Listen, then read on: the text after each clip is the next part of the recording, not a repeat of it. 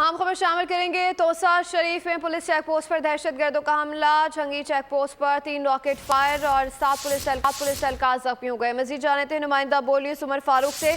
जी उमर फारूक, बताइएगा इस दहशतगर्दों के हमले के हवाले से।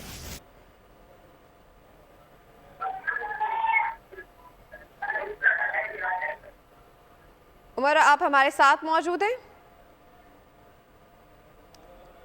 उमर, बताइएगा तोसा शरीफ में पुलिस चेक पोस्ट पर दहशतगर्दों का हमला हुआ है और झंगी चेक पोस्ट पर 3 रॉकेट फायर किए गए हैं, जिसके नतीजे में 7 पुलिस एहलकार जख्मी हो गए हैं। क्या डिटेल्स आ रही हैं? जी हेलो उमर, आवाज आ रही है आपको? हेलो जी।